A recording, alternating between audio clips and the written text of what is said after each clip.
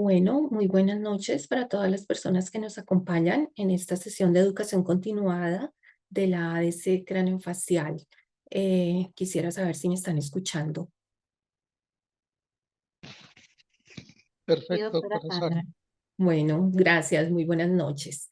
El día de hoy nos complace presentar al doctor Iván José Torres Gutiérrez, él es cirujano maxilofacial de la Universidad del Bosque, fellowship en cirugía reconstructiva auricular de la Universidad de Stanford y profesor adjunto de cirugía maxilofacial pediátrica y craneofacial en el Hospital del Niño y Adolescente Morelense de México. Y también es asociado fundador de la ADC craneofacial.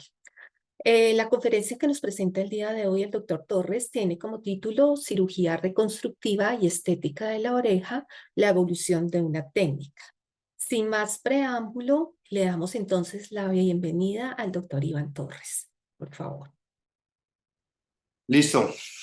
Buenas noches a todos los que hoy vamos a participar en esta conferencia. Como decía la doctora, mi nombre es Iván Torres.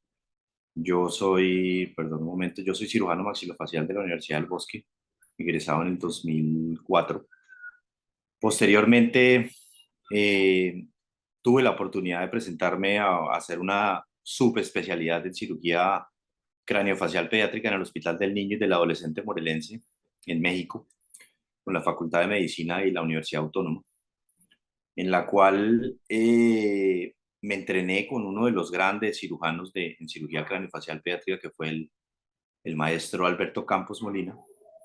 Y a partir de ahí van a ver en mi conferencia una cantidad de anécdotas que tengo referente a este tema, porque pues fue muy curioso. Normalmente yo inclusive jamás pensé en dedicarme a reconstruir orejas o a planear hacer cirugías en orejas, ni en niños ni en adultos. La verdad, eso fue lo último que se me pasó por la cabeza.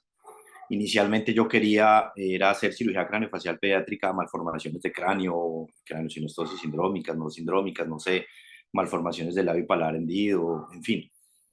Pero el doctor Campos, dentro de su programa de subespecialidad, presentaba un currículum de operar niños con malformaciones de la oreja, o sea, niños que tuvieran microtia.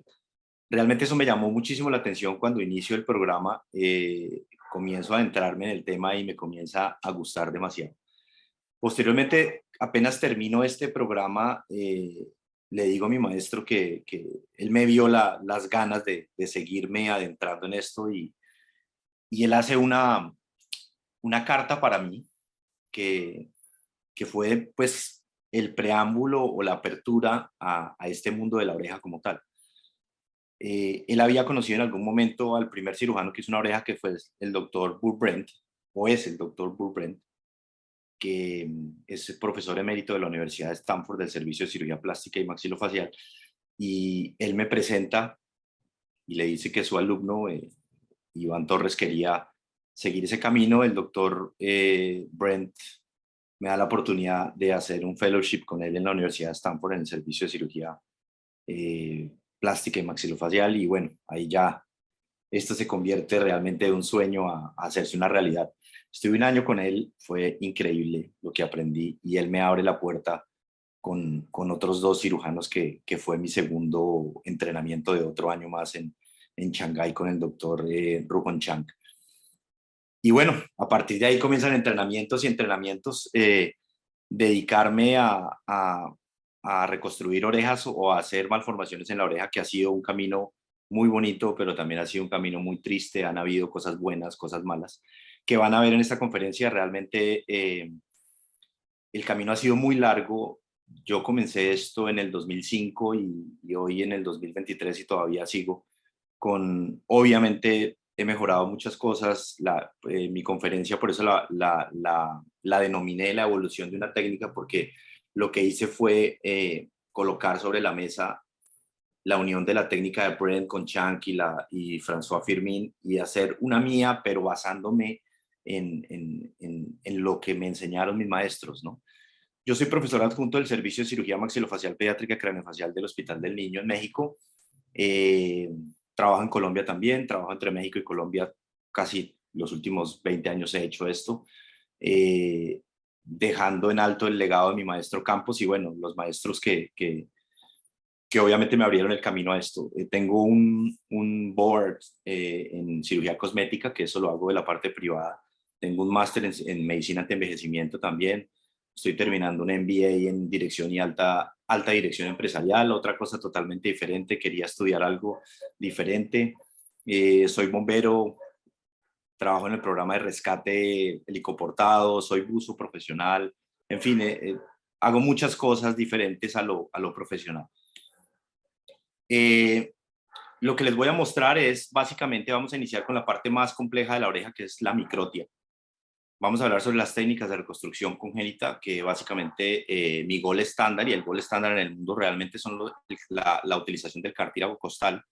Y como les decía, voy a fusionar tres técnicas que aprendí con tres diferentes cirujanos y que las hice en mis manos para tener mejores resultados. Van a ver la evolución desde cero hasta lo que hacemos hoy, con mejores resultados a través del tiempo, con mejores satisfacción de los pacientes. Obviamente, como les decía anteriormente, aquí ha pasado de todo. Han sido casi 20 años de evolución y ha pasado, tiene que pasar como cirujano muchísimas cosas para comenzar a entender entre paciente y paciente. Desgraciadamente así se aprende, pero sí tengo que decir que ha sido un camino demasiado bonito para mí. Me he encontrado, me he estrellado contra paredes, inclusive, desgraciadamente, contra estos egos de cirujanos de diferentes especialidades, me los he tenido que enfrentar, pero al final todo eso me ha servido para hacerme mejor cirujano y obviamente mejor ser humano. Realmente esto sin que te conviertas en un mejor ser humano, realmente yo creo que la parte profesional no funciona. ¿Qué es la microtia? La microtia es una malformación congénita de la oreja, donde hay una ausencia completa o parcial del pabellón auricular, o sea, del oído externo, que se desarrolla poco o puede tener, cuando ya tiene algún defecto que está, digamos, faltando una parte, pues obviamente no se llama microtia, pero normalmente es una malformación que falta el oído externo. La oreja se encuentra totalmente subdesarrollada y obviamente cuando no existe absolutamente nada se llama notia. La microtia puede ser unilateral o bilateral. Realmente bilateral es muchísimo más complejo de manejar porque tienes que tratar de hacer una oreja que ya hiciste hace 6 meses, a los 6 meses tratar de hacerla igual. Y eso es bastante difícil de reproducir. Eh, Esto es una estadística de los últimos años. En Latinoamérica se sabe que ocurre entre 6.000 a 12.000 nacidos vivos. Uno puede tener una malformación de la oreja. La microtia ocurre más comúnmente se describe en la literatura que es más común en niños que en niñas. Yo realmente también lo he descrito o lo he definido en mis artículos que tengo más pacientes niños que niñas. Y a mi concepto o lo que yo he vivido es que el oído derecho es más comúnmente afectado que el oído izquierdo. La clasificación de la microtia anotia, como les decía anteriormente, no existe absolutamente nada, no hay una oreja. La grado 1 es que existe una oreja, existe la anatomía, pero existe algún defecto o una pequeñez en el tamaño cefálico caudal o transversal que hace que sea anormal. La grado 2 ya existe una oreja un poquito no elongada, sino acostada un poco. Algunas veces se escribe en la literatura que tienen formas de gancho, como lo ven en la imagen, espero, no, en la imagen así como acostada un poquito hacia adelante o hacia atrás, constreñida. Obviamente ya son orejas o malformaciones que pueden tener o no conducto auditivo. La gran mayoría de niños con grado 2 tienen conducto auditivo.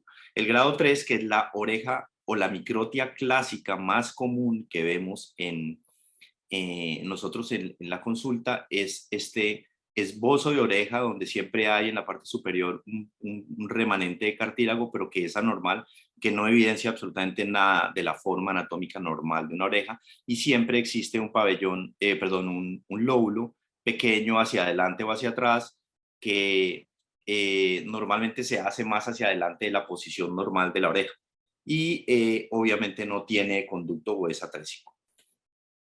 Vamos a hablar un poco de las técnicas y detalles quirúrgicos. Lo que vamos a hacer inicialmente es, nosotros lo que hacemos, el gol estándar en el mundo, porque hay muchas variantes, inclusive se utiliza Medport, se utiliza las famosas enaplastología, que es orejas plásticas que se colocan sobre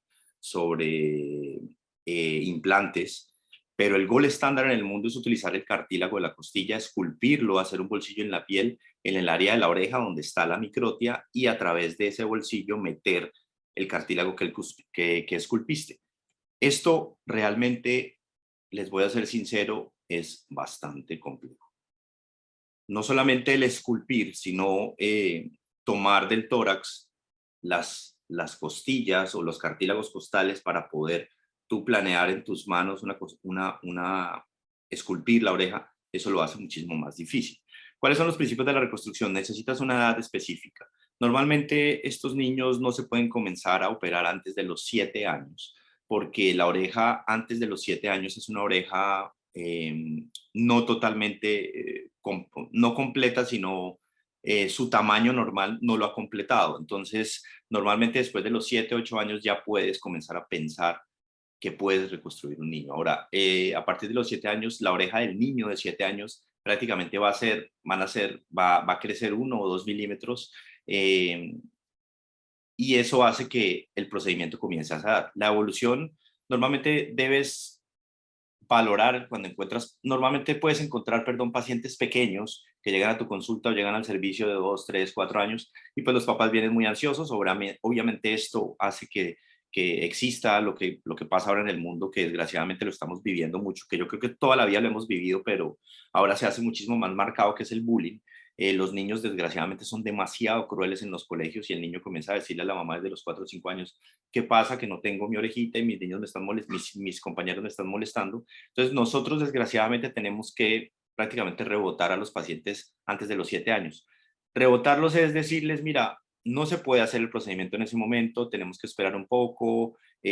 Hay unas indicaciones que se dan para antes de comenzar el tratamiento quirúrgico, que es: nosotros mandamos los niños en el Hospital del Niño a nadar, que comiencen a hacer natación, porque eso ayuda a que el tórax crezca. Ustedes se han dado cuenta que los nadadores son demasiado gruesos del tórax, o grandes en sentido transversal, y eso hace que nos ayude cuando ya tomamos la decisión de tomar cartílago, pues que tengamos muchísimo más. Y bueno, hacer una cantidad de medidas prequirúrgicas que se deben tomar, se deben tener en cuenta para hacer un templete quirúrgico. Yo ya en los últimos 10, 8 años comencé a hacer templetes, comencé a evaluar y me comencé a dar cuenta que casi todos los niños que manejaba tenían las mismas, variaban entre 3 a 5 milímetros en sentido, las medidas en sentido cefálico caudal y sentido transversal. Entonces comencé a hacer unos templetes ya donde tenía claro más o menos la anatomía de unas 5 o 6 orejas que encontraba que se volvían estándar siempre. Entonces comencé a hacer mis templetes, ya teniéndolos prediseñados. Antiguamente yo lo que hacía era cortar, como se hace todavía, se cortan a través a través del marcaje que se hace en la oreja del lado contralateral, o si cualquiera lo pudiera preguntar, si es bilateral, ¿qué haces? Bueno, pues vamos a tomar la oreja de la mamá o el papá, o de acuerdo al tamaño de la cabeza, no hacer una oreja muy grande, sino dejar un estándar en sus medidas. Y obviamente hay que definir una técnica. Como les digo, yo lo que hice fue fusionar 3 técnicas de 3 grandes en el mundo que se han dedicado a hacer orejas, y la tomé como la mía, y hice que mis manos comenzaran a hacerlas. Esto es esta frase, es algo que quiero que les quede muy claro, que realmente me la dijo el maestro Brent en algún momento: la ciencia del cartílago, porque realmente esto lo vas a aprender en una facultad de medicina, lo vas a aprender en un quirófano, lo vas a aprender de un cirujano. O sea, hay una ciencia. Y el arte en las manos de ese cirujano. No sé si ustedes conocen a David Mansur, que es un gran escultor y pintor, y él en algún momento dijo algo que a mí hace algunos años me quedó supremamente, y comencé a darme cuenta, me quedó muy marcado, y me comencé a dar cuenta que realmente esto sí pasaba en las personas que esculpen, en las personas que pintan. O sea, tú naces con esto, tú eres hábil porque esto es innato. O sea, esto no te lo va a enseñar el super cirujano en un quirófano. Tus manos se van a mover, y lo tienes metido en tu cabeza, y lo tienes metido en ti. Vas a ser hábil siempre. No creo que lo puedas adquirir. Esto es innato. Y así pasó, y mi maestro, con el primer cirujano que estuve, que fue Brent, a partir de que estuve con él, me comencé a dar cuenta que él esculpía, él era un escultor. Ustedes van al, al, al zoológico de San Francisco en Estados Unidos y todas las esculturas de animales que hay son hechas por Bull Brent.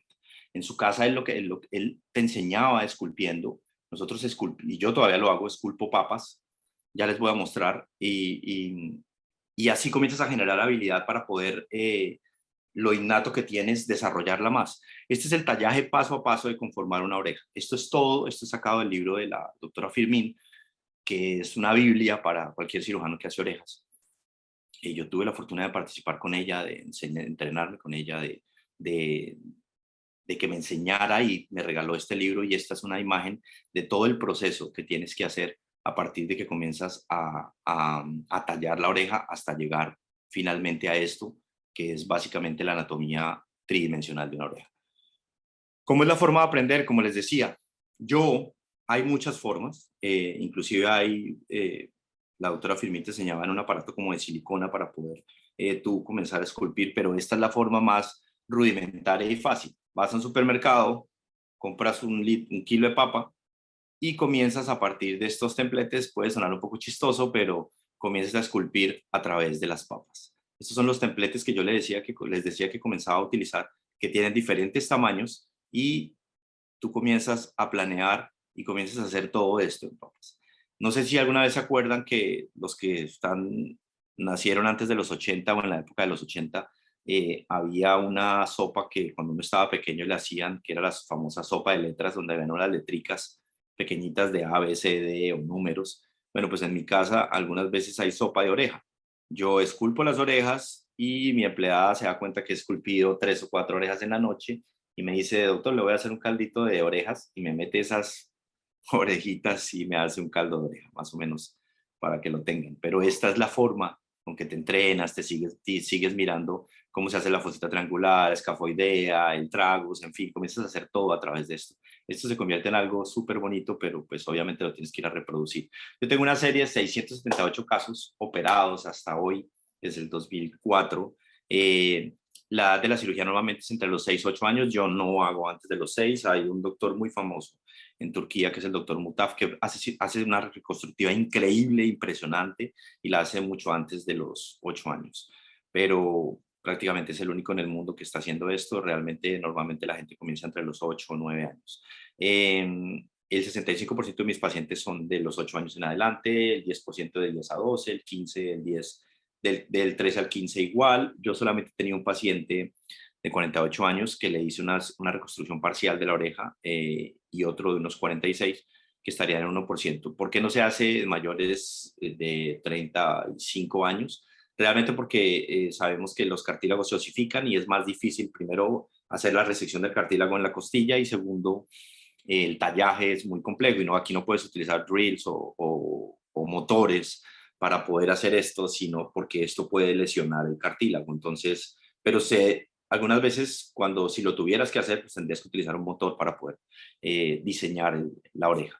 Las deformidades asociadas, las microsomías semifaciales, todos los espectros óculos, aurículos vertebrales, labio palar hendido.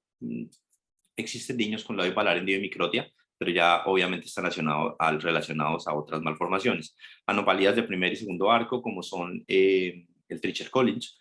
Defectos urogenitales, yo realmente he tenido 1% o 2% de pacientes que tengan alteraciones urogenitales asociadas a microtia. Esto está muy reevaluado. Se sabe que la oreja se forma en la misma etapa embrionaria en el feto que la oreja, en la misma etapa.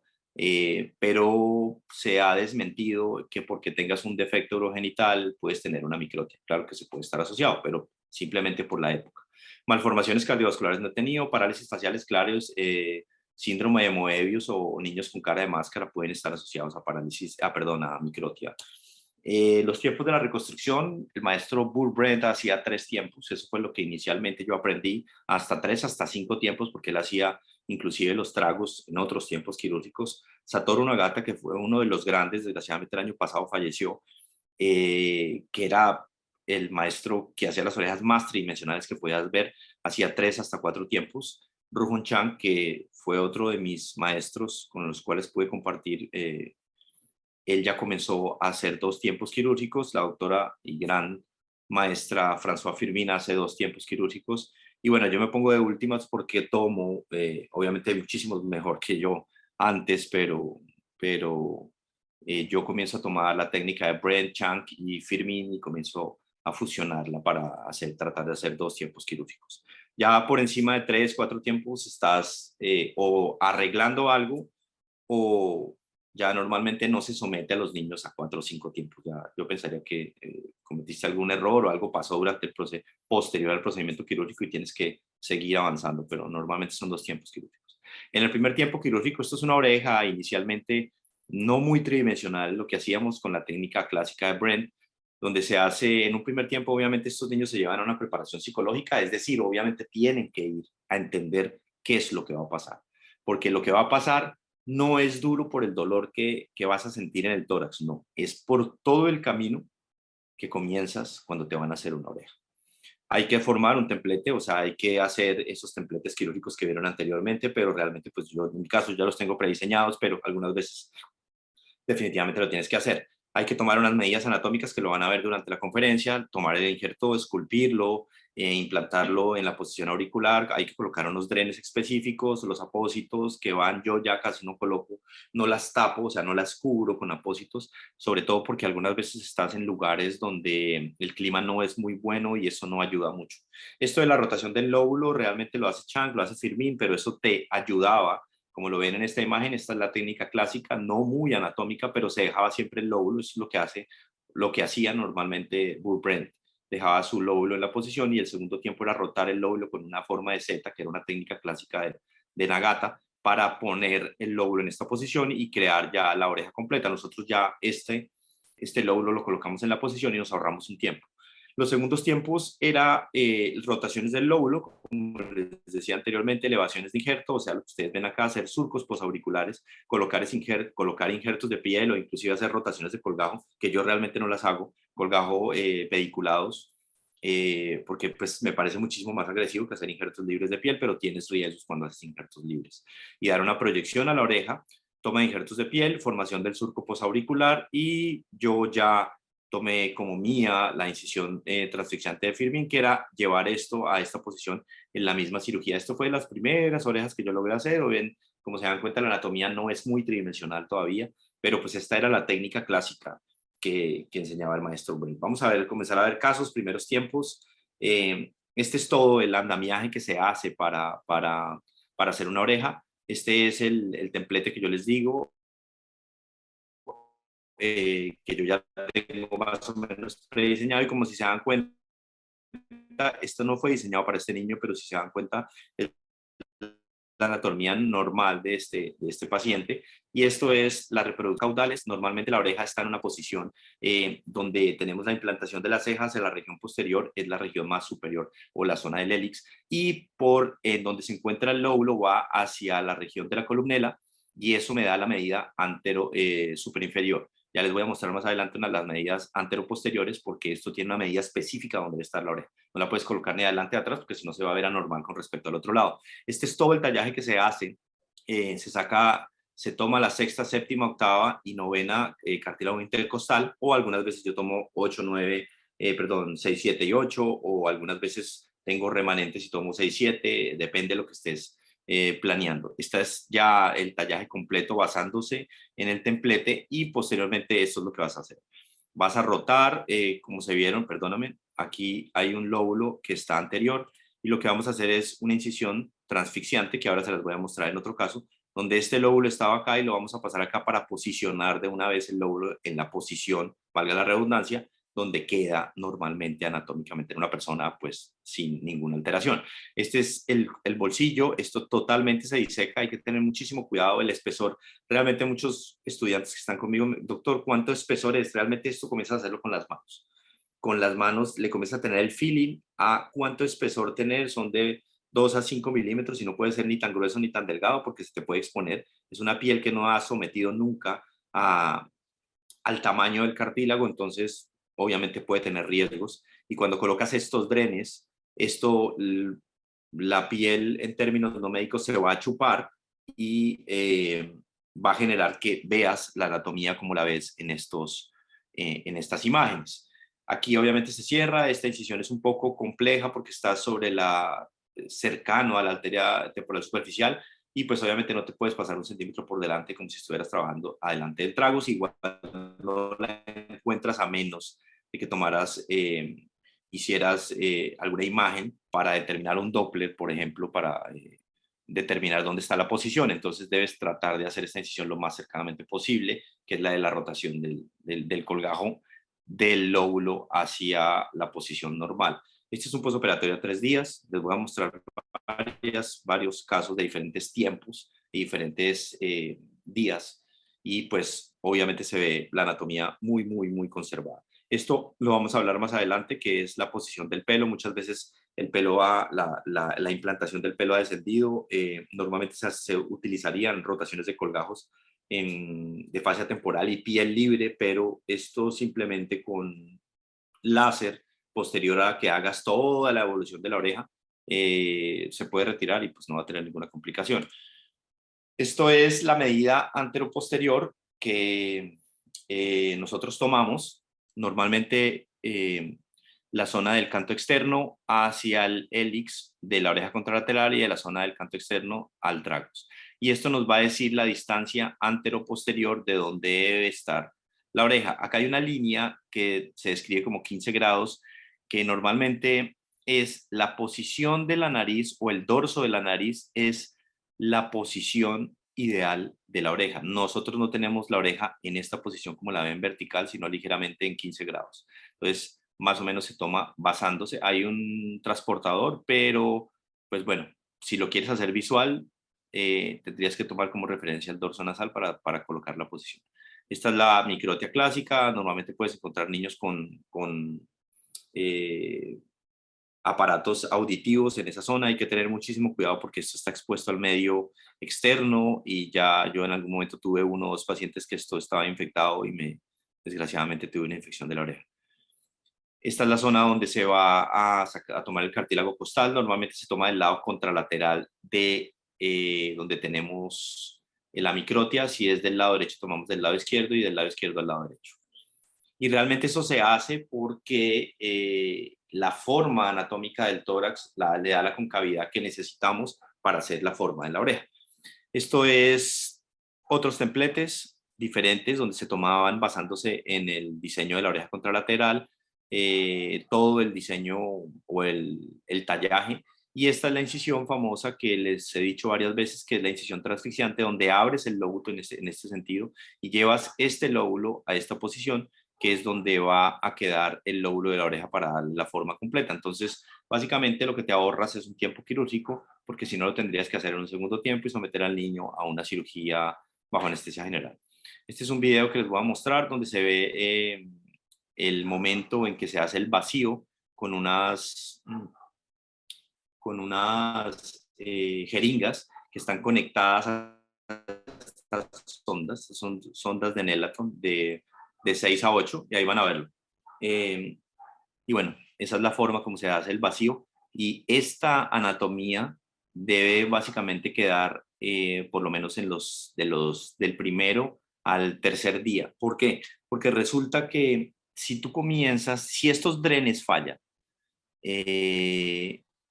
básicamente lo que vas a encontrar después es un bulto, perdón que lo diga de esa manera, donde lo que tú hiciste muy hermoso, que le diste toda la tridimensionalidad, no vas a encontrar absolutamente nada, sin un bulto, sin tridimensionalidad, sin tragos, sin antitragos, bueno, en fin, y ahí comienzan tus problemas. Entonces, esto tiene que tenerse muchísimo en cuenta.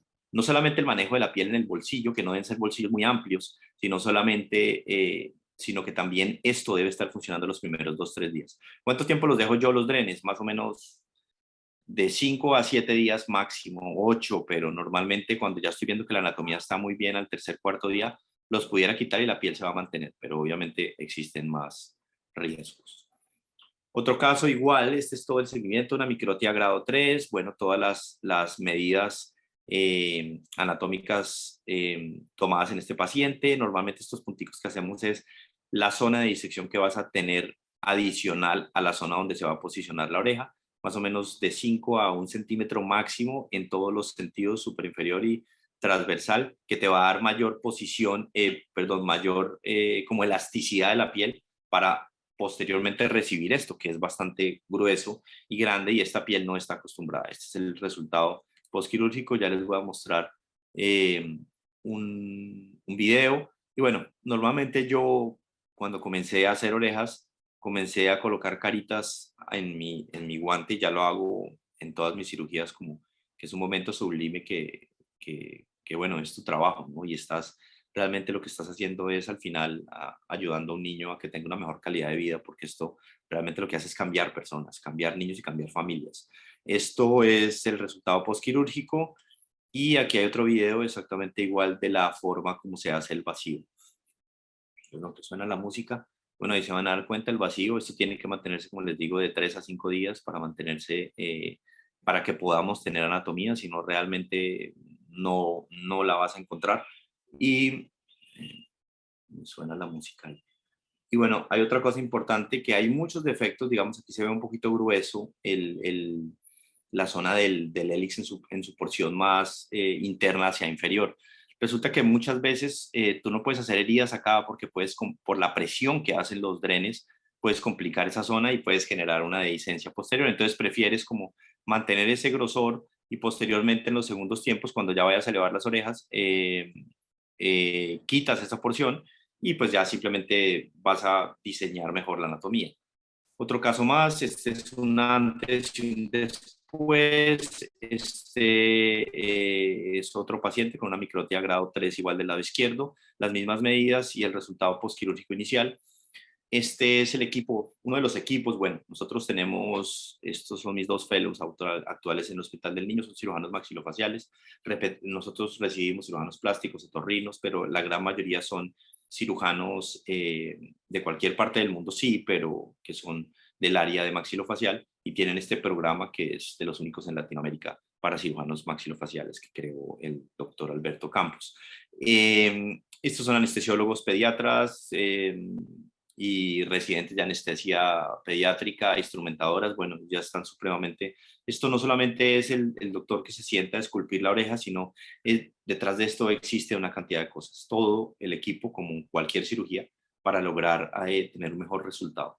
Esta es la oreja que vieron ahorita. Perdón, me quito esto porque no escucho. Igual, la misma anatomía se tiene que mantener.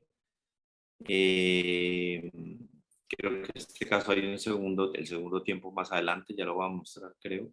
Pues la conferencia es un poco larga y pues no me quiero extender por el tiempo.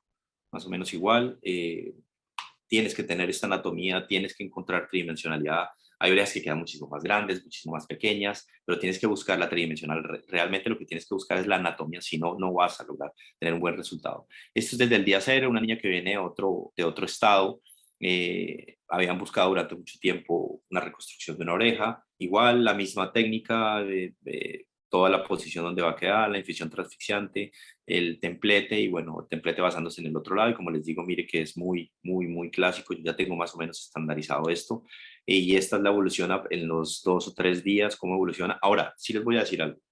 Esto, si tú comienzas a perderle, es decir, cuando tú comienzas a ganar confianza a través del tiempo, eh, no sé si le pasa a muchos cirujanos, creo que a mí toda la vida me ha pasado que jamás me ha generado tener confianza en una oreja, sino siempre le tengo mucho respeto. Siempre que voy a hacer una oreja, el día anterior estoy un poco ansioso, al otro día, porque quiero que esto funcione. He tenido pacientes con malos resultados míos inicialmente cuando los hice, es decir, no anatómicos, eso no lo pudiera negar. He tenido complicaciones, he tenido niños que se han sacado drenes a los 2 días.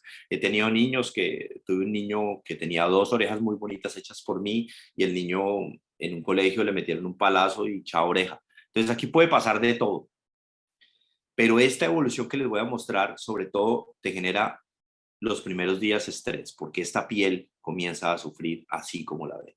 Estas son las zonas de las suturas y aquí nosotros colocamos el periacril. Inclusive el periacril hay muchas veces en hospitales no lo tenemos porque hemos tenido que operar niños en condiciones difíciles en diferentes estados de México, en diferentes países de Latinoamérica y muchas veces tú vas, me tocó un niño en Chiapas, San Cristóbal de las Casas en medio de la frontera entre Guatemala y no teníamos inclusive quien lo cuidara y teníamos que, no nos hacía buen vacío la piel porque tiene que tener un buen vacío, tienes que tener, hay espacios donde se comienza a salir el aire y si se sale el aire esto no funciona. Es como una llanta cuando está pinchada, pasa exactamente igual. Tienes que tapar el sitio para que esto realmente funcione.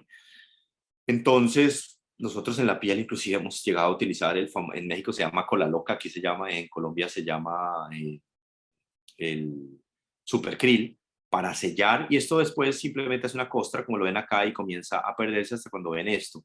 Esta es toda la evolución de su oreja, absolutamente día a día, mes a mes, hasta llegar a esto. Esto es obviamente un resultado diferente. Era una niña que no se podía colocar le tenían que amarrar sus gafas porque no tenía esa posición y pues ya que tenga, perdón, este tamaño tan amplio donde pueda recostar una gafa, pues eso ya es, con ese solamente ese puntico ya estás cambiando la vida de alguien.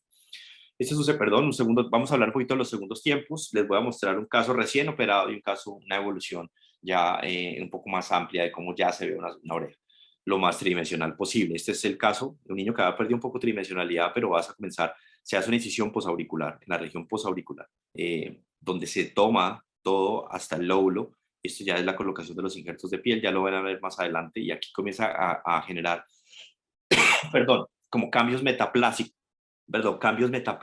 que eso te hace estresar muchísimo más porque donde esa piel no se pegue bien a tu cartílago, perdón, a tu cartílago no, porque tienes que dejar una porción en la parte encima y todo lo que bordea cuando tú levantas la oreja, que creo que tengo una imagen, pronto, espérense en un momento, no sé, no, ya la había puesto atrás. Cuando tú colocas esta piel debes tener un remanente sobre el cartílago. Si tú pierdes, cuando tú cortes con el bisturí esta zona, toda la zona bordeando la oreja, y quitas el remanente de tejido conectivo que se ha formado sobre la oreja, vas a exponer el cartílago. Si expones el cartílago, vas a colocar piel sobre cartílago. Lo que te va a pasar en los siguientes días es que vas a tener que comenzar a rezar porque el cartílago se va a exponer y van a comenzar los problemas. De hecho, esta piel se retrae tanto que genera un poco de retracción de la oreja. Y esto, como les digo, va a cambiar como cuando descama una culebra la piel. Van a haber cambios metaplásicos que va a hacer que comience a generar una nueva piel. Entonces, ahí comienzan los temas, ahí comienza lo complejo. Y es muchísimo más complejo este tiempo que el primer tiempo. Y además de esto, comienza a generar tanta retracción en la parte posterior que la oreja se puede pegar. Esta posición puede volver a pegarse en la región del cráneo y vas a perder absolutamente todo lo que has hecho y vas a generar, obviamente, una cicatriz horrible donde vas a tener que hacer un nuevo colgajo y obviamente esto va a ser muchísimo más complejo. Ya pueden ver la posición de la oreja, la misma posición que el otro lado, la del lado no afectado y la del lado afectado. Y esto es los cambios que comienza a generar, inclusive se comienzan a colocar súper oscuros. Y bueno, aquí es cuando yo realmente a través del tiempo comencé a ayudarme con las enfermeras que son expertas en las clínicas de heridas, porque ellas tienen una cantidad de apósitos que hacían que inclusive cuando tenía cirugías complejas, que inclusive cuando hice alguna vez rotaciones de colgajo de fase temporal para piel, eh, perdía vascularidad y pum, necrosis. Y comienza usted a generar con una cantidad de apósitos piel. Entonces, yo pienso que eso de la mano de estar de esas personas que hacen otra cosa y que te ayudan, es muy importante en este tiempo porque estás trabajando con colgajos y la piel obviamente pierde vascularidad y se necrosa.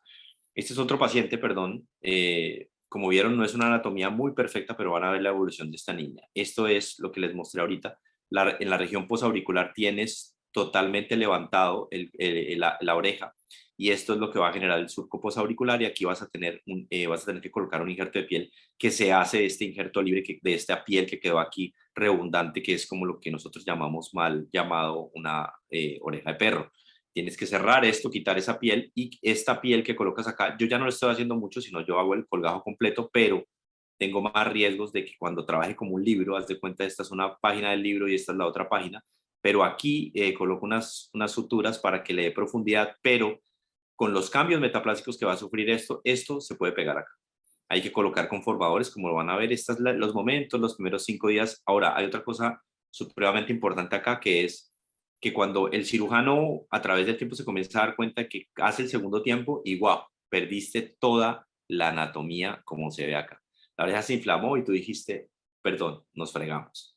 O sea, esto ya comenzó mal. Pero ya cuando has hecho tantas, te comienzas a dar cuenta que esto va a volver a la posición, que esa anatomía se va a reconfortar, se va a volver a formar, por decirlo así, pero vas a necesitar tiempo. Entonces, cuando tú ves esto, obviamente te asustas y además de todo tienes colgajos de piel libre que te van a generar, pues, obviamente más estrés.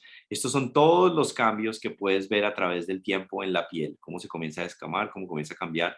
En este caso, como les decía, algunas veces tienes que, para que se coloque en la posición normal la oreja, tienes que trabajar sobre el pelito y los niños te van a decir, perdón, te van a decir, pues me está saliendo pelo en la zona del hélix, sí, pero después con láser, esta niña fue llevada a láser, unas 8 10 sesiones de láser, es un poquito molesto porque eso pica, esos impulsos del láser, pero esto comienza a perder el pelito y pues ya ves una oreja sin pelo. En vez de hacer un colgajo, donde tienes, perdón, tienes que hacer un colgajo aquí grande, amplio, donde tienes que sacar la fascia temporal, colocarle y colgar, que eso está escrito, sacas la fascia temporal, toda esa zona con la arteria, lo colocas sobre la piel, que es lo que se hace cuando utilizas Medport. Y después colocas injertos de piel y funciona bien, pero tienes que generarle otra herida adicional al niño. Esto es ya a los 8 o 10 meses de la segunda cirugía, donde se ve una oreja anatómica, donde se ve una oreja bonita en la buena posición para su cara y para su fisionomía, y una vista posterior donde se ven las dos orejas en la misma posición.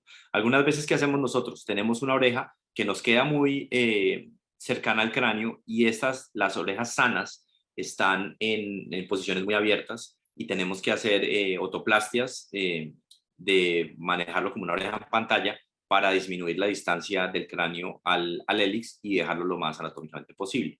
Esta es una línea de evolución a través del tiempo de todo lo que ha pasado desde el 2005 hasta el 2022 o 2023 ya, donde ha pasado de todo. Como les digo, han habido cosas buenas, cosas malas, donde normalmente los cirujanos que se entrenan en cirugía plástica, otorrino, maxilofacial, que creo que somos los menos que hacemos orejas los maxilofaciales, porque no hay más los cirujanos plásticos otorrinos. Eh, Realmente les enseñan en sus posgrados, pero realmente eso no es suficiente. Realmente lo que necesitas es entrenarte con un cirujano que haga esto todo el tiempo, como me pasó a mí.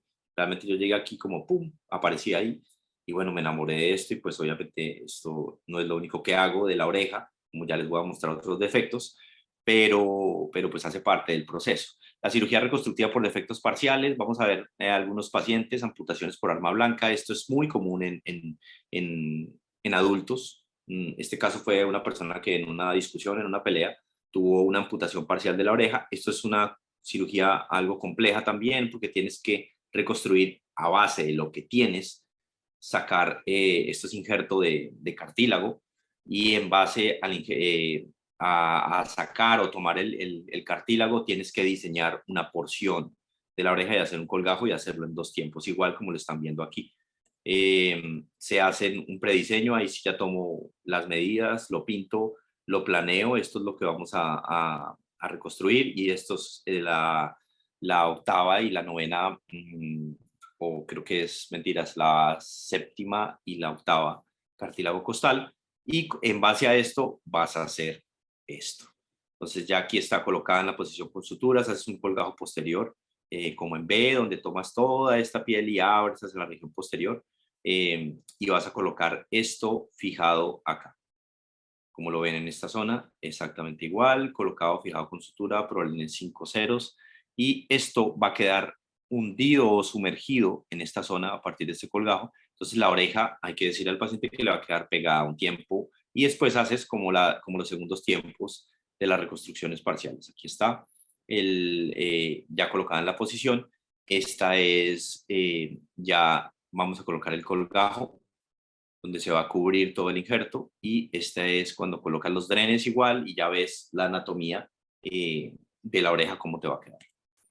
Otro caso, este es un señor que también estaba departiendo en en una taberna en Bucaramanga, y, en Colombia, y él, por defender a su esposa, una persona le mordió su oreja y pues él se quedó así algún tiempo y posteriormente nos llega a nosotros y iniciamos el proceso para reconstruir la oreja. Él tuvo una complicación postquirúrgica, un poquito perdió, un poquito, ya les voy a mostrar cómo, pero son cosas que se pueden ir realizando a través del tiempo, hacer otro poquito y bueno, eh, esto puede fallar un poco también por los, sobre todo por los injertos de piel de la posición donde queda el injerto.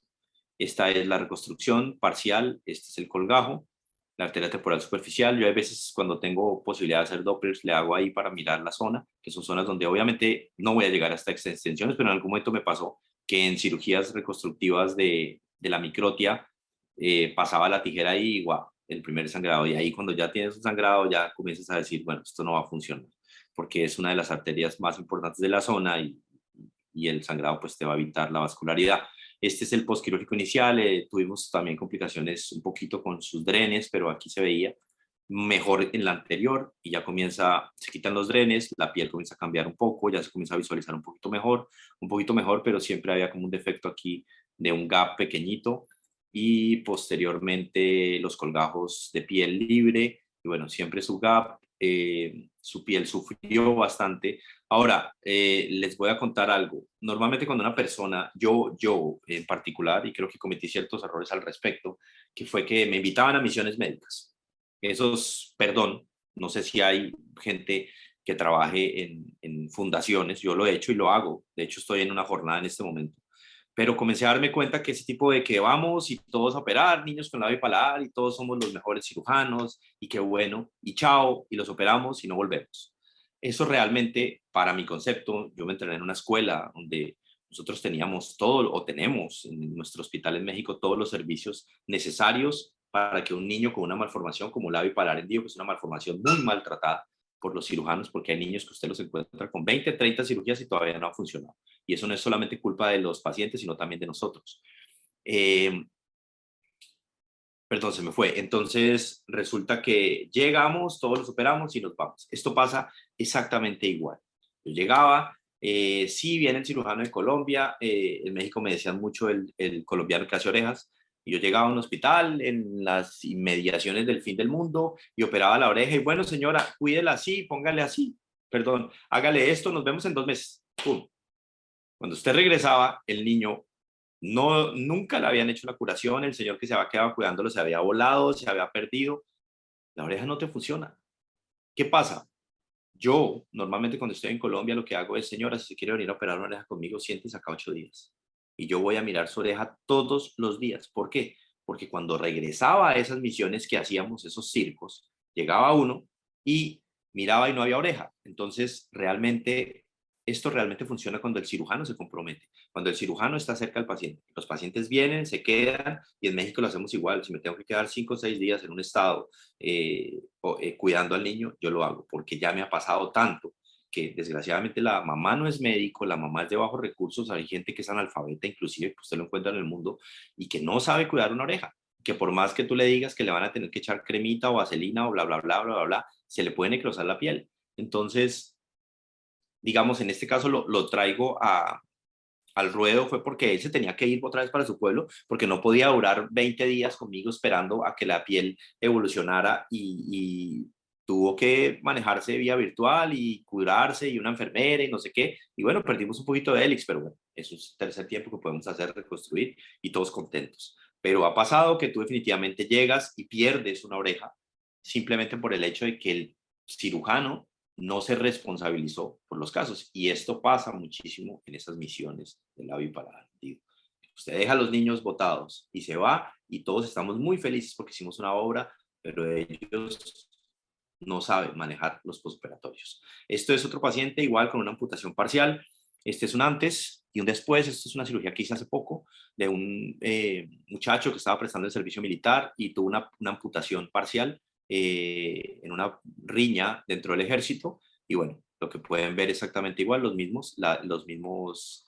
mismo injerto de cartílago con los mismos templetes. Y bueno, esta es toda la evolución de la técnica, colocando nuevamente su injerto, colocando ya la forma anatómica muy bonita, por cierto, muy cuidadoso el muchacho, cuidando su oreja, porque esto le generó muchos problemas, no solamente personales, sino profesionales. De hecho, su esposa, desgraciadamente, su novia,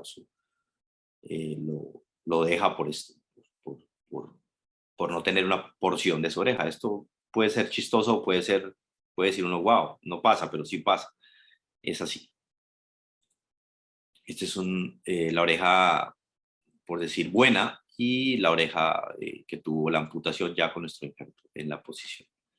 Este es uno de mis artículos, que el último que saqué de reconstrucción de microtia, que está en el JOMS, en el Journal de Oral and Maxillofacial Surgery, eh, donde se habla de la satisfacción en los posoperatorios de los pacientes con 420 casos, creo que son, eh, operados, de la evolución de la técnica y bueno, todo lo que hemos tenido que vivir en este proceso, no solamente la satisfacción mía, sino la satisfacción de mis pacientes cuando puedes generar un buen resultado. Esta es una imagen de mi hospital, del Hospital del Niño en México, en el área de oncología. Yo pasaba mucho por ahí, para mí es muy difícil ver, y creo que para todos, niños desgraciadamente con cáncer. Y estas imágenes estaban en ese servicio, y yo alguna vez, cuando tenía casos difíciles de orejas, algo así, me sentaba y dije, bueno, me puse en la parte de abajo del Batman y dije, tú eres más fuerte de lo que crees, claro que sí. Esto no es fácil, el camino no es fácil, es muy complejo, y de hecho es de las cirugías reconstructivas más complejas en el mundo, a lograr hacer una oreja. Pero bueno, yo tampoco tengo 80 años para decir que se me acabó la vida y no lo voy a lograr, tal vez termine haciendo otra cosa, pero en este momento me ha tocado vivir el proceso, y le diría a una persona que se quiera entrenar en esto que es posible y que es muy bonito el camino. La cirugía del lóbulo, voy a hablar ya de otras cositas más pequeñas. La cirugía del lóbulo de la oreja. El lóbulo es la zona más prominente de la oreja. Vamos a hablar de lóbulos prominentes, lóbulos deformados, anomalías congénitas del lóbulo, anomalías adquiridas y trauma del lóbulo. Pero, pues como no puedo alargar todo, les voy a mostrar un par de casos y les voy a hablar un poquito de esto, que es tampoco, o sea, el cirujano o la persona o el que se está entrenando al lóbulo lo ven como, wow, sí, el lóbulo. ¿Para qué sirve el lóbulo? ¿Qué pasa en el lóbulo? Y hay una cosa que es muy interesante, que se llama la genética en el lóbulo. Y la genética en el lóbulo se describe así. Cuando usted ve el lóbulo pegado en una persona, es autosómico recesivo. Y cuando ve el lóbulo no pegado, sino colgado, se llama dominante. Es muy dominante. Y esto a todos los seres humanos nos pasa. Hay otro nombre. Hay unos par de artículos que hablan solamente del lóbulo. Bueno, varios, pero hay dos que son muy relevantes, y se llama lóbulo tipo péndulo y no péndulo. Es decir, el lóbulo que cae y el lóbulo que no cae.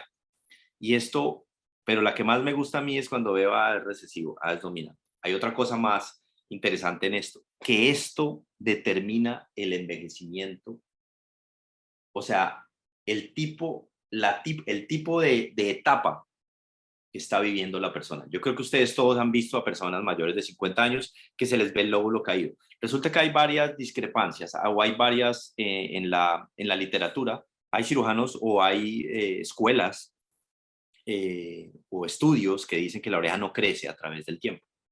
La oreja crece a través del tiempo 0.2 milímetros por año. Eso es claro. Por eso usted ve que los mayores de 50 años les crece la nariz y les crece las orejas. Usted dice, el señor tiene la oreja muy grande. ¿Qué pasa? Ahora hay otro concepto, la gravedad. Todo cae por gravedad. A todos vamos a tener una alteración del colágeno. Todos los que sabemos de medicina de envejecimiento sabemos que el colágeno se va a comenzar a perder a partir de los 25 a los 35 años, y que a partir de ahí todos vamos a tener arrugas y todos vamos a envejecer. El lóbulo también envejece. ¿Qué es el lóbulo? El lóbulo es una estructura anatómica que está por debajo de la escotadura intertrágica hasta la porción más inferior del lóbulo. ¿Qué tiene el lóbulo? El lóbulo es tejido conectivo, adiposo y areolar. Es una estructura que no tiene, perdón, escucho a alguien ahí. Perdón, hay alguien que está.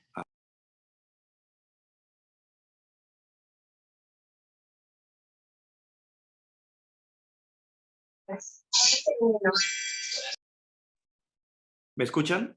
Perdón. Sí, Sí, no doctor, lo escucho a nadie. escuchamos, Ok, sí. perfecto. Entonces, Ujú. estaba compuesta de esas estructuras. Y define, si usted no tuviera lóbulo, la oreja sería muy fea. Si tiene una mala posición, muchas veces en las personas adultas se ve muy feo. Ahora, le hemos colocado otro componente, los seres humanos, que es, bueno, desde hace muchísimos años, desde las primeras eras, los indígenas se colocaban o aretes y hacían expansiones de la oreja y eso se volvió muy famoso ahora. De hecho, yo tengo 2 aretes. A mí toda la vida me han gustado los aretes y bueno, yo trato de colocar mis aretes que no sean muy pesados. Ustedes ven a las señoritas bien cachaquitas que se colocan o las costeñas, en mi caso en Colombia, se colocan aretes que caen mucho y comienzan a generar que esto caiga, como les digo, por gravedad y por peso. Pero normalmente la edad, como comienza a crecer un poco, siempre va a crecer toda la vida, ahí existe la posibilidad de que 0,22 por año crezca tanto el lóbulo como la oreja y por gravedad muchísimo más. Entonces vamos a tener lóbulos deformados. Y esta es una cirugía, perdón, caso 1, esta es una cirugía que se hace muy comúnmente y ahora con el tema de los aretes y todo se hace muchísimo más. Esta es una niña con un defecto de doble lóbulo y que se colocaba un arete, como lo ven. Es una niña que vive en Maicao y se colocaba su arete y hacía mucha presión, pero es una niña joven y aquí tenía en esta visión 3 lóbulos, pero es una deformidad congénita de su oreja. Hicimos unos colgajos y lo que hicimos fue cerrar el arete. Ahora, esto es de cierta manera una cirugía estética, sí, porque vas a encontrar muchas mujeres, no solamente con estas deformidades congénitas, sino en el caso de cerrar muchas veces los aretes porque se colocan aretes que ayudan a descender el lóbulo. Otro caso más, ya este es un caso de un paciente que inicialmente le dejé el arete porque realmente querían ver que se colocaba aretes y aquí tenía una expansión. Tuvimos que cerrar la expansión y hay varias formas de lóbulos. Hay lóbulos triangulares, hay lóbulos cuadrados y hay lóbulos ovalados.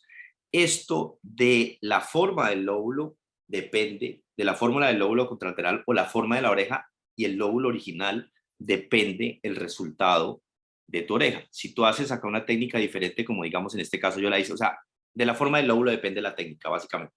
Si haces una técnica que no es adecuada acá, aquí puedes hacer un triangular, una incisión triangular, un ejemplo, no sé, y si no haces una adecuada técnica, puedes generar un defecto en el lóbulo que es muy aburrido. Ahora, hay otra cosa más.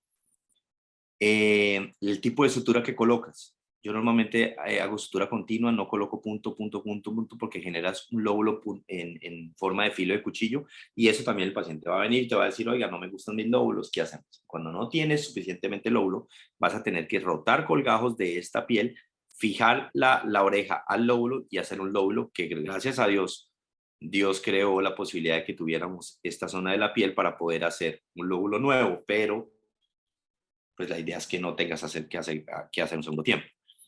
Hablemos de otra cosa más, otoplastias. Hay otoplastias de reducción, que es una cirugía muy bonita, es más compleja, y la otoplastia de las famosas cirugías que se hacen para orejas prominentes o orejas en pantalla. Hay otro tipo de otoplastias, otro tipo de cirugías que son deformidades del pabellón. Hay pacientes que no tienen hélix y se les reconstruye hélix con cartílago costal. Bueno, en fin, cuando tú te adentras en el tema de hacer una oreja vas a encontrar absolutamente de todos los tamaños y de todas las formas posibles para reconstruir. La anatomía de la oreja. Todos tenemos la posición normal de una oreja en sentido transversal, como lo ven aquí en esta imagen, tiene 3 centímetros. Normalmente del hélix a la zona de la mastoides, cualquier persona que tenga una oreja en la posición normal, tanto superior, medio e inferior, debe tener una distancia de 1 centímetro. Por encima de 1 centímetro, esto es anormal.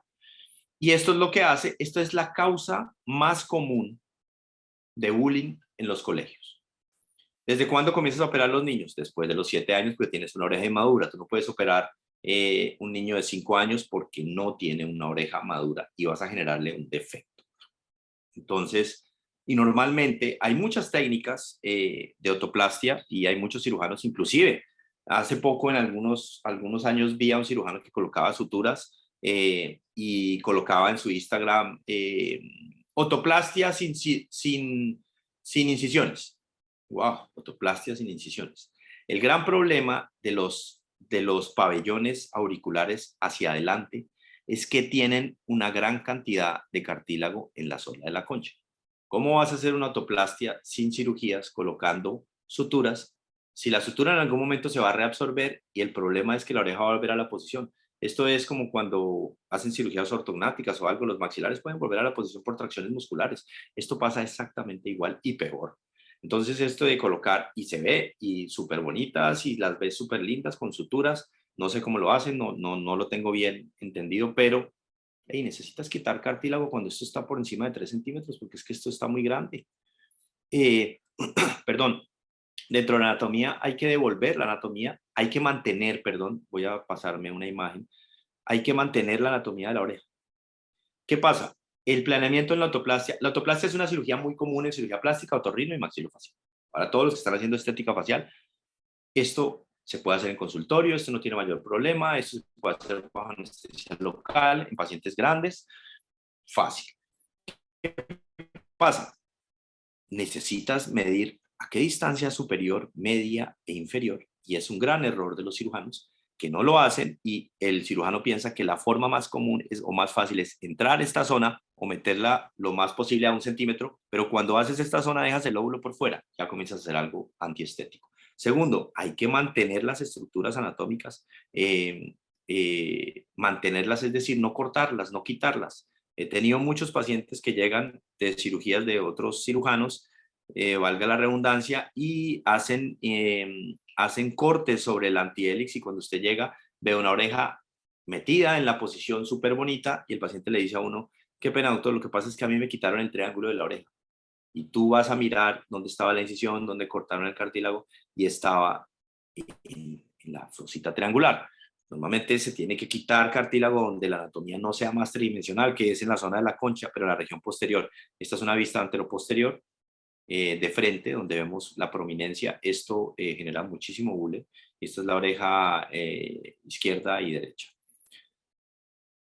La vista posterior por más de 3 centímetros, pero si ustedes se dan cuenta es muchísimo más arriba que en la zona media y que en la zona de abajo. Hay que colocar 3 puntos. Yo hago una técnica combinada de resección de cartílago con la técnica de Moussardet, que es la técnica más común, que se colocan suturas, pero yo antes de colocar suturas, cuando estoy haciendo la cirugía, hago resecciones de cartílago no muy amplias, respetando la anatomía, para poder dejar la oreja en la posición y mantenerla en la posición. Y también dependo de que el paciente se cuide el resultado. Si no se cuida el resultado, esto realmente no funciona. Yo coloco balacas casi por 2 o 3 meses, duerma con ellas todos los días. He tenido pacientes en algún momento que dormían sin balaca y se llevaban la oreja hacia adelante y se acabó la cirugía y llegaban con una oreja afuera y otra con la oreja en la posición que la habíamos dejado. Esta es mi técnica de la incisión posterior, yo le llamo el pescadito, esta incisión de la cola del pescadito, la hago siempre sobre el lóbulo porque yo siempre manipulo mi lóbulo, a pesar de que cuando lleve esto a la posición más interna, el lóbulo, perdón, quede en la posición, siempre coloco suturas en esta zona para mantener el lóbulo y que la oreja se vea en la posición ideal, que debe ser una posición recta o de acuerdo a su anatomía. Hay variantes anatómicas. Obviamente, esta es la resección del cartílago que lo hago, mantengo este músculo siempre, no lo quito. Me ha pasado, he tenido pacientes, varios pacientes que no sé si han visto, de esos pacientes, eso es una habilidad innata también, que usted le dice al paciente, mueva su oreja, y él dice, es que a mí me gusta mover las orejas. Yo cuando estoy masticando, muevo mis orejas hacia adelante, hacia atrás, no sé si de pronto alguna vez lo han visto. Y he tenido pacientes también que fue algo que se me ocurrió y dije, bueno, si tú puedes ayudar a disminuir la mímica facial con toxina botulínica, tú puedes a disminuir la movilidad de las orejas con toxina botulínica. Y he tenido pacientes que no les gusta, que mueven sus orejas y les coloco toxina botulínica exactamente aquí y la oreja se queda quieta y todos contentos. Yo lo he hecho. No ha pasado nada, funciona bien, no ha tenido ninguna reacción extraña y lo que hace es no moverse adecuadamente porque este músculo es el que hace que la oreja se mueva, que es el músculo posauricular, y inclusive cuando estoy colocando suturas en esta zona, paso las suturas a través del músculo por la parte posterior para llevar la oreja a la posición, o sea, este hélix, llevarlo a la posición más cercana a la mastoides o a la zona del cráneo. Y hay otra gran problema en las personas que hacen cirugía de autoplastia, que es que cuando llevas a la posición la oreja, aquí queda como un remanente de piel del cartílago que quitaste. Entonces, ¿qué pasa? Aquí queda un abultamiento. Y ese abultamiento es no anatómico porque está por delante del antihélice. ¿Qué hay que hacer? Una pequeña incisión para quitar, pero es una incisión que es de 1 centímetro, no te van a quedar cicatrices, no va a generar absolutamente nada. ¿Y qué hay que hacer? Lo que pasa muchas veces, no, tranquilo señora, quédese con ese abultamiento ahí, hágale masaje y a los 6 meses vemos los resultados de que la señora nos hizo masaje, no le gustó, no le importó, lo que sea, y queda ese defecto ahí. Entonces, normalmente en la cirugía nosotros lo quitamos o deben quitarlo. Esta es la región posterior y esta es la incisión en la región anterior, respetando toda la anatomía de la oreja, del hélix, la fosita triangular, la fosita intertrágica y obviamente el conducto auditivo y la fosita escafoidea, bueno, en fin, absolutamente todo. Y esta es la posición una imagen cefálico-caudal donde se pueden ver que se mantiene la oreja en un solo sentido y no se ven deformidades en ninguna parte porque algunas veces se ve, les voy a mostrar creo, acá está el lóbulo en la posición con respecto al hélix en la parte superior. Y esta es la arruga que les digo. Muchas veces quitan esto, quitan la región posterior y dejan una arruga y realmente esto el paciente va a volver y te va a decir, ¿por qué no me lo quitaste? O ¿por qué no? Tranquilo, hágale masaje. No, masaje no, quítalo. Y ya esta herida le aseguro que no va a tener ninguna complicación. Una vista posterior, la imagen de la oreja antes y la oreja después, el antes y el después, siguiendo todo el contorno de su oreja, cefálico caudal. Otro caso más, igual, las mismas orejas prominentes, bastante cartílago en la zona posterior, 3.5, muchísimo más arriba, la misma incisión, la misma resección de cartílago, y bueno, antes y después.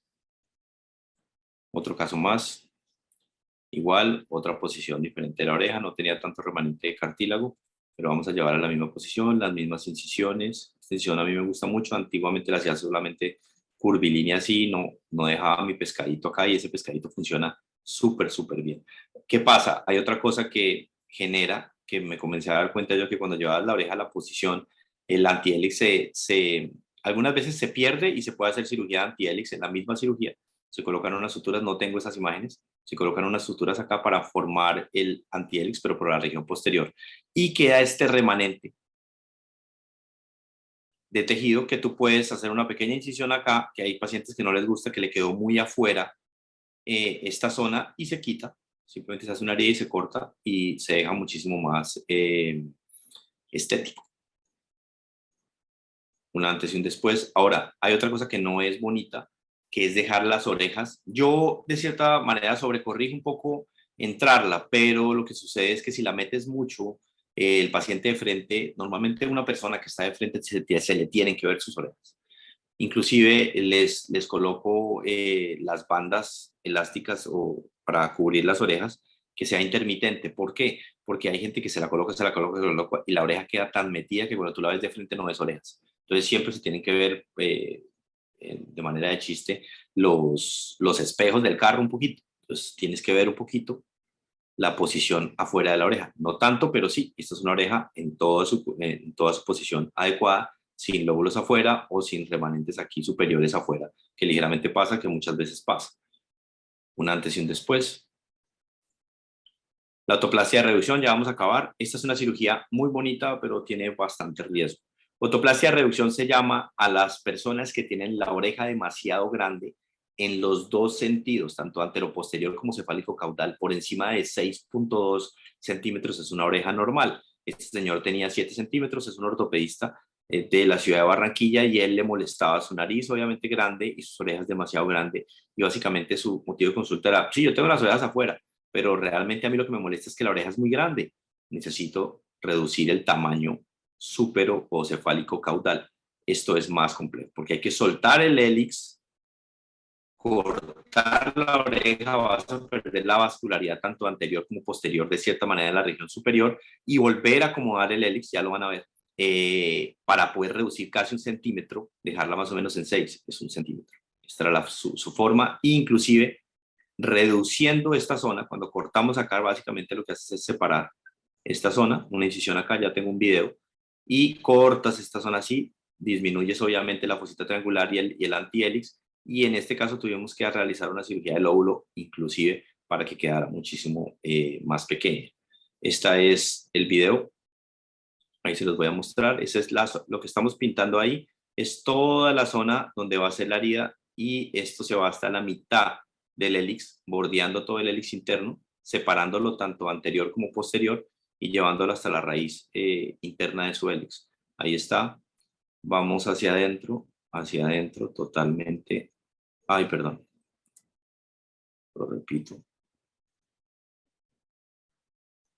Va totalmente hacia adentro y aquí se alcanza a ver. Ay, no.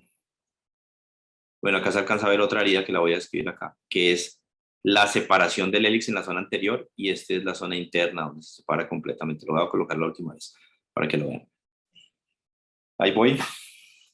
Y esos punticos que se ven ahí adentro es la zona donde vas a recortar con una tijera el tamaño de la concha para disminuirla en tanto en sentido transversal como en sentido cefálico caudal.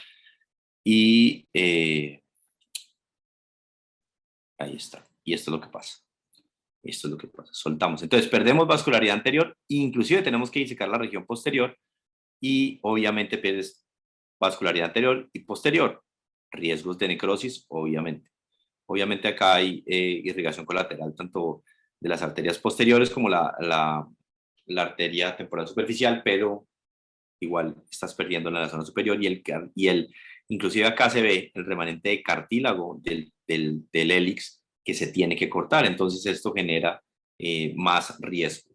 Y a través de esta línea pequeña que ven acá, vamos a cortar toda esta zona para, después de haber cortado más o menos ese centímetro que medimos, este hélix que viene acá, lo vamos a posicionar acá. Entonces va a quedar más alargado y tienes que hacer la forma del hélix acá en B y reposicionarlo. Y esta es la vista posterior de la oreja del tamaño como quedó. Inclusive si se dan cuenta aquí, bueno, esta es una imagen un poco compleja, no quedó muy bonita la foto, pero se ve como se cortó también el lóbulo, que tiene un lóbulo grande, ya tiene un lóbulo péndulo.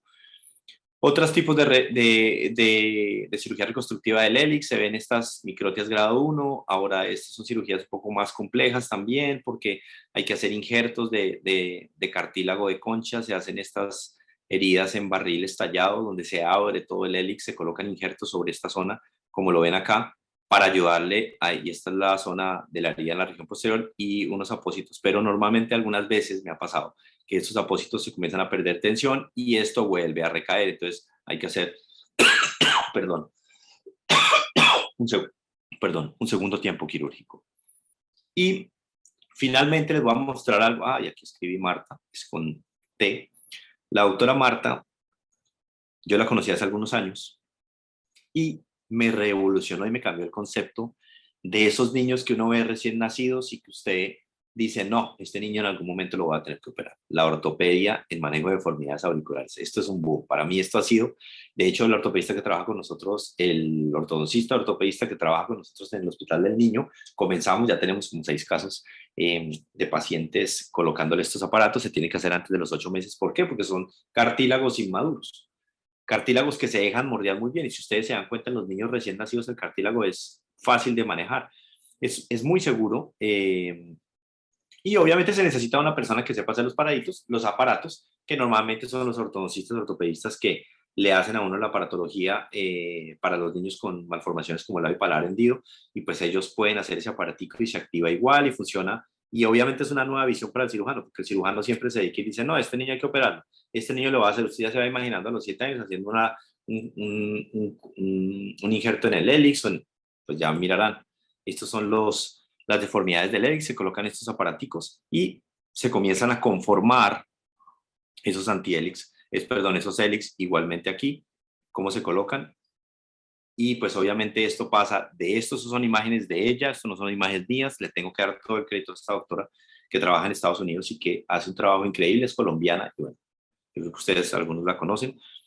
Y yo le pedí, le dije, necesito mostrarle esto no solamente a mis residentes, sino a las personas que hacen orejas, porque esto realmente funciona. Y miren estas orejas con los hélix agachaditos o hacia abajo, y cómo se recuperan después de haber hecho todos estos tratamientos de estas orejas en copa, tratamientos no quirúrgicos en pacientes con deformidades de la oreja que pueden lograrse. Yo he tenido muchos niños así que llegaban y yo llegaba y les decía, no, por ignorancia, no, no, señora, qué pena. Tiene que operarse. ¿Cuánto tiempo? A los 7 años. Tranquilo, sígalo trayendo. Y pues realmente no. Y realmente lo estamos haciendo y esto realmente está funcionando. Bueno, como les digo, moldear la oreja pueden durar entre 6 a 12 semanas los tratamientos. Hay que ser constante. El ortopedista modifica la posición del cartílago.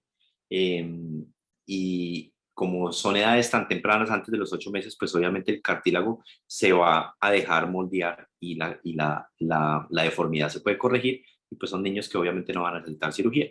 Finalmente, bueno, esto fue lo que yo traje. Hay muchísimo por ver, tengo muchísimos casos diferentes.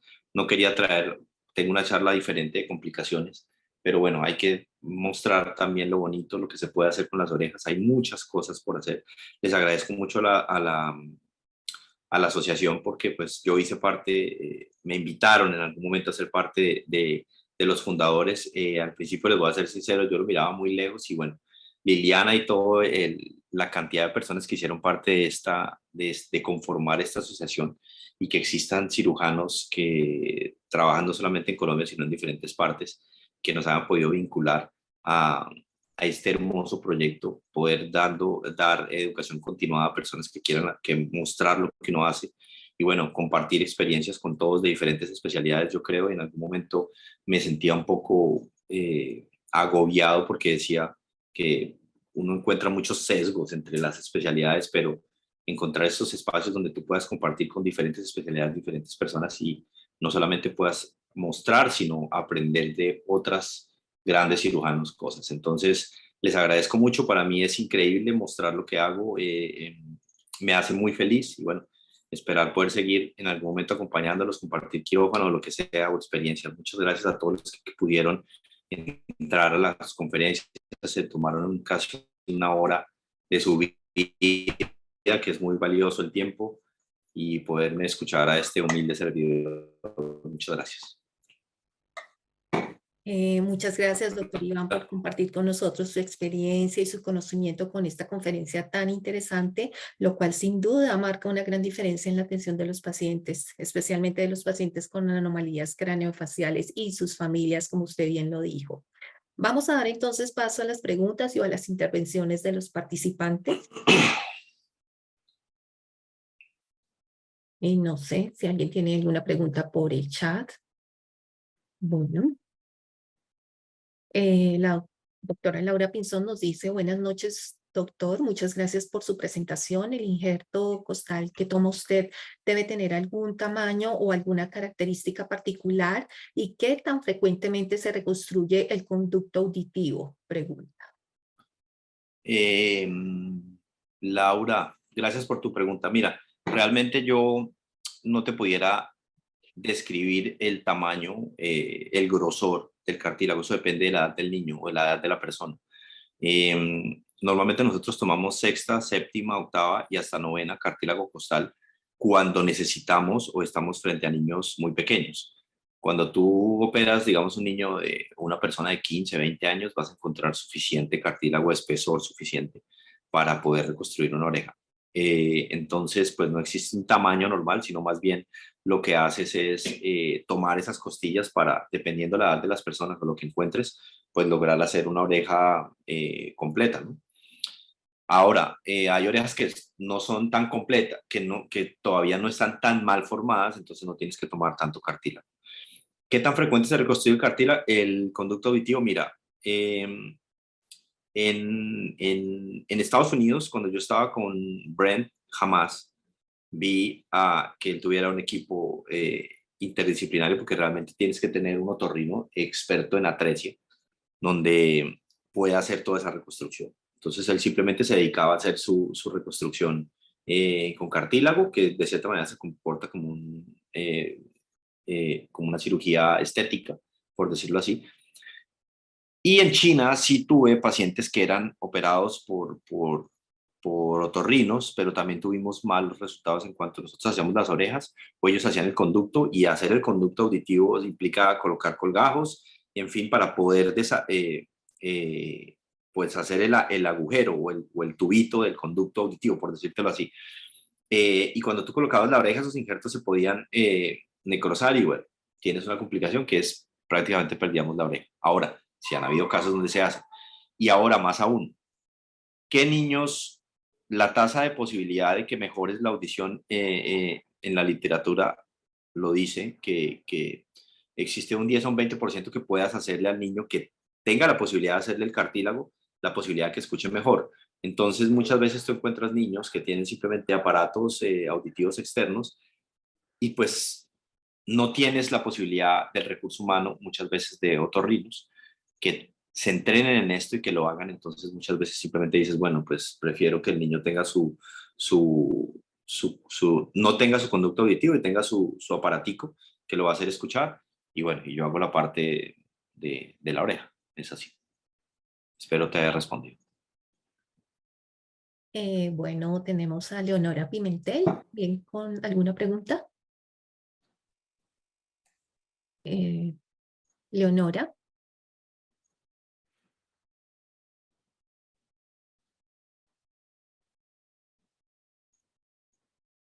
¿nos escuchas, Leonora? ¿Vas a hacer alguna pregunta?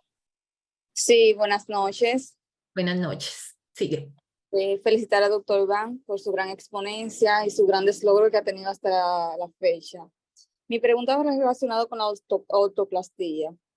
En cuanto a cuál es el centímetro que se debe de reseccionar a la hora de realizarla ya en el cartílago. Perdóname, repíteme la pregunta. ¿Cómo así? ¿En la autoplastia de reducción o la Ah, autoplastia convencional? la convencional. ¿Cuántos centímetros se debe o sea, la resección del cartílago? Usted mencionó que se realizaba ya de la parte de la concha.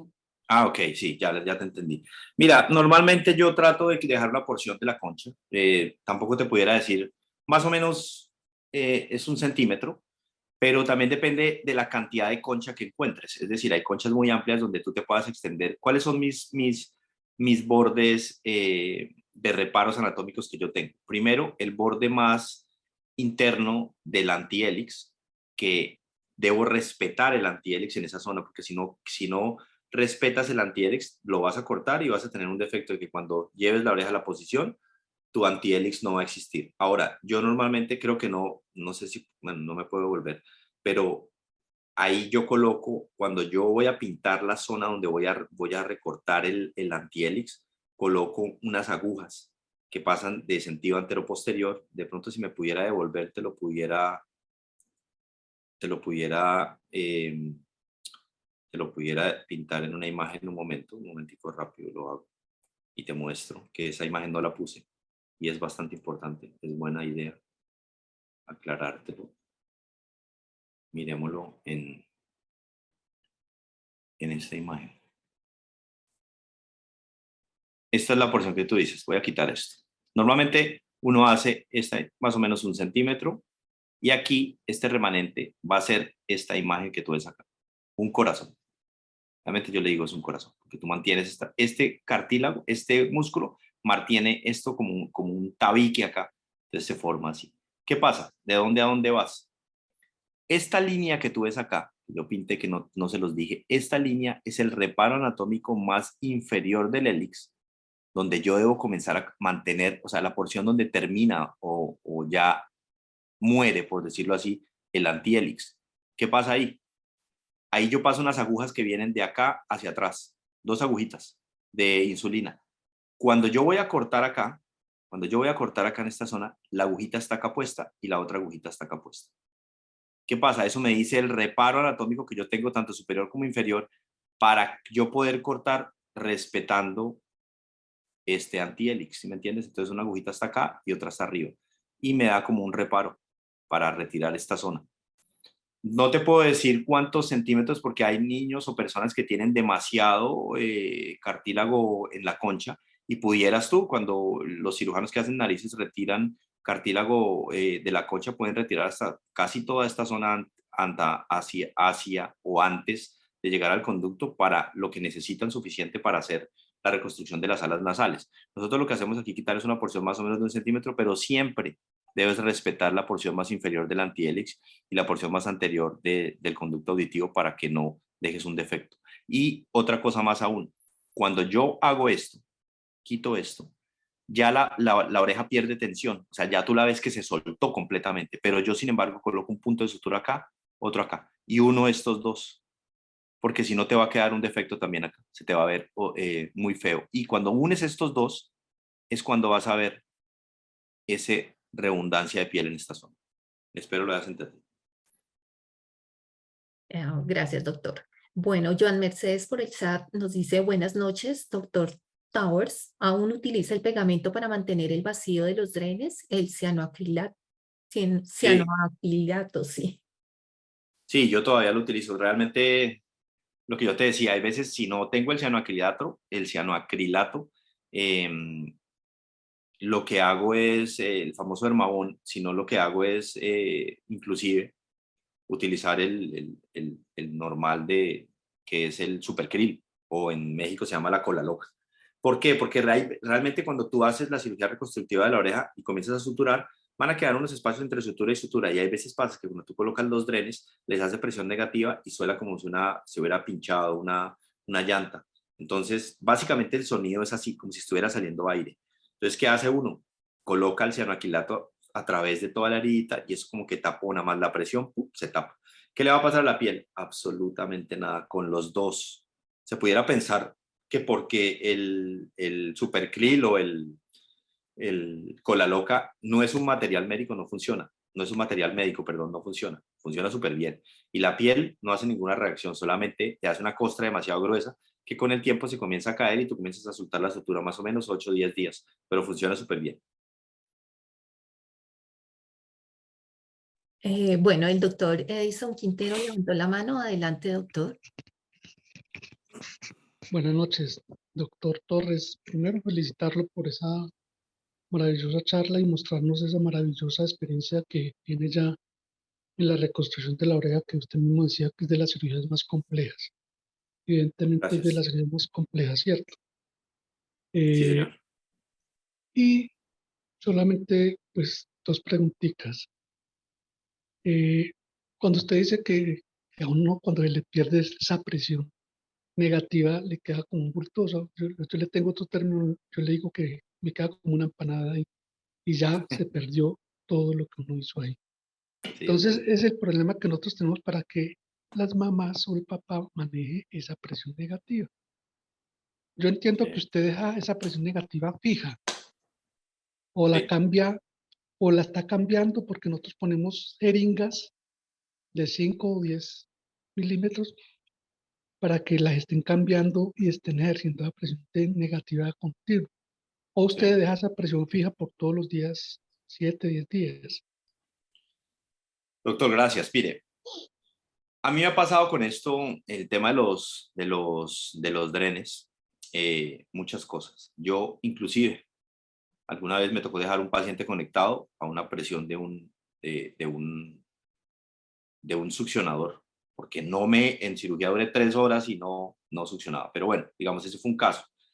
¿Qué hago yo? Normalmente cuando yo hago la presión, yo coloco, lo primero es, acá hay varias cosas que me he dado cuenta. No utilice drenes o sondas de Nelaton demasiado amplias. Esto es física. Realmente, si usted tiene a menor diámetro, mayor presión. Entonces, me comencé a dar cuenta que si yo dejaba sondas de Nelaton mayores a 12, la presión negativa no era tan buena con la jeringa de 10 o de 20 o de 5. Segundo, se me llenaba muy rápido. Cuando comienza a hacer vacío, pues va a salir sangre. Entonces yo comencé a hacer, comencé a darme cuenta que tenía que dejar, ni siquiera Hemovax no lo haga porque no funciona. A mí no me funcionaba. Entonces yo comencé a dejar drenes o sondas hasta 10 milímetros, inclusive la 8 es muy delgadita, pero le hace una presión demasiado fuerte. Vuelvo y le repito, física, eso es así. Y eso me lo enseñó una persona que estudió física, que me dijo, venga, doctor, yo he tratado como de darme muchas cosas y me dijo, oiga, venga, realmente a mayor diámetro, mayor presión. Y tiene razón. Primero, como esa medida. Segundo, yo Inclusive también llegué a dejar sobre la sonda, o inclusive tomábamos, en México se llama sondas de alimentación, y llave de 3 vías y todo eso se formaba un problema porque el residente llegaba un día y yo no movía la llave de 3 vías y se perdía la succión y se acababa todo. Entonces yo dejo la sonda de Nelaton, la sonda de Nelaton, perdón, a una jeringa de 10 o de 20, no pase a 50, de 10 o de 20. ¿Y qué hago? Si yo veo al otro día al niño que la jeringa está activada, yo la toco un poquito, está activada, le coloco unos bajalenguas ahí, unos abatelenguas, y la dejo activada, los amarro con cinta, y si yo veo que no se ha movido, y a pesar de que el dren está lleno un poquito, pero no está totalmente lleno, quédese quieto.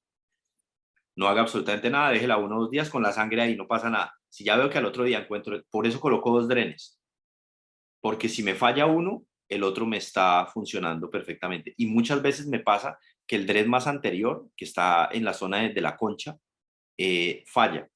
Entonces tengo el dren posterior, le hago unos huequitos en la zona posterior al dren antes de meterlo, y me está salvando de la presión. Si ya veo que está lleno, con mis residentes o yo mismo, y le enseño inclusive a la mamá, mire señora, doble el dren, espíchelo, presiónelo, va a quitar todo, pero con esta presión que usted está generando acá en el dren, vacía todo, vuelve y lo coloca, le hace presión, y cuando le haga presión, suelte su dedo y ¡bum!, vuelve y se llena. Pero eso yo lo hago al 2, al tercer día. Si yo veo que no se me ha llenado y que tiene buena presión, déjelo quieto y no lo quite antes de 3, 4, 5 días. Porque me pasaba que yo comenzaba a cambiar todos los días, llegaba la enfermera, ay, le voy a cambiar el dren, señora, no me toque eso, por favor, que si no, no tengo oreja. Entonces, realmente el éxito de, como usted dice, nosotros le decíamos nuggets, los nuggets. Alguna vez alguien me dijo, no, eso parece un nugget. Sí, claro, porque se pierde la presión, y si usted se ha dado cuenta, si usted lo hace, si usted al segundo día no tiene oreja, hermano, como decía la doctora François Firmin, si va a hacer el segundo tiempo, quítela y vuélvala a hacer, porque esto no va a funcionar. Y desgraciadamente someter a un niño a otro procedimiento, quitarle del otro lado y volverlo a hacer. Entonces es muy complejo.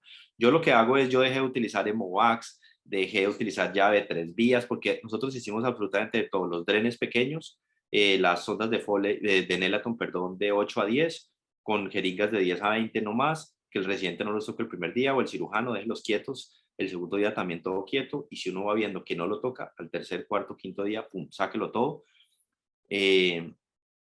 Me ha pasado también que yo he tenido pacientes que, me pasa mucho todavía, que yo he tenido pacientes que salgo de la cirugía y se ve súper linda, y al otro día llego y está inflamado. ¿Y qué me ha tocado hacer? Señora, y el dren activado, pero está inflamado y usted ya no ve anatomía.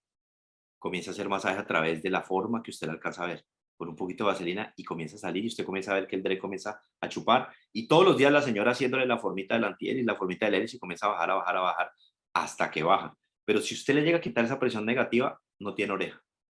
Si no se la quita y usted se la mantiene 8 días, así usted la vea inflamada los primeros 8 días, saca el dren y le aseguro que a los 10, 15 días usted tiene una oreja. Así es, pero si lo comienza a manipular mucho, no.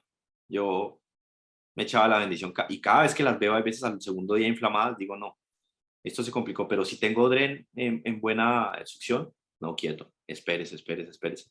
Y sobre todo me he dado cuenta de lo que le dije, el físico me ayudó muchísimo a entender que a menor diámetro funcionaba mejor, y sí funciona mejor. Ahora, también pasa otra cosa, los drenes se tapan, los drenes adentro, cuando usted los saca, no sé si lo ha visto, que se ven como los coágulos en los huequitos. Entonces, por eso es mejor tener 2 drenes, siempre, porque uno se tapa y el otro sigue. Ahora, hay otra cosa que también me he dado cuenta, que no lo mostré, no sé si lo mostré mis cartílagos. Usted tiene que hacer proyecciones posteriores en los cartílagos, colocar cartílago por detrás para que la oreja quede levantada, o como en esta posición, para que cuando usted meta el dren por debajo en la zona de la concha, haga un vacío grande ahí, que toda la estructura de la concha quede ese dren, y ese dren ¡pum!, le genera muchísimo más presión en la concha y muchísimo mejor. Pero el problema es que ahí va a ir una herida. Y muchas veces uno deja una herida, y esa herida sobre el trago se puede abrir, pero cuando usted le genera proyección posterior, que es la técnica de Firmin, que uno hace con injertos posteriores, wow, eso le proyecta muchísimo más la oreja y le hunde muchísimo más la piel, y funciona súper bien. Espero que haya respondido. Muchas gracias, doctor, muy amable. Bueno, de nuevo, muchas gracias, doctor Iván, por su conferencia, por sus Gracias. conocimientos, por compartirnos todo esto que pues nos enriquece tanto. Para terminar ya pues esta sesión, los invitamos a nuestra próxima, que será el día jueves 13 de julio, donde contaremos con la participación de la doctora María Claudia Martínez con la conferencia La educación interprofesional en el camino hacia la integralidad en la atención en salud. Los esperamos entonces en esta fecha sin falta. Buenas noches para todos. Hasta luego, gracias. Hasta luego. Muchas gracias. Chao, gracias. Hasta luego, feliz Gracias a noche, todos. muchas gracias. Muchas gracias a todos, una feliz noche y muchas gracias, doctor Torres. Gracias a ustedes, a todos, gracias.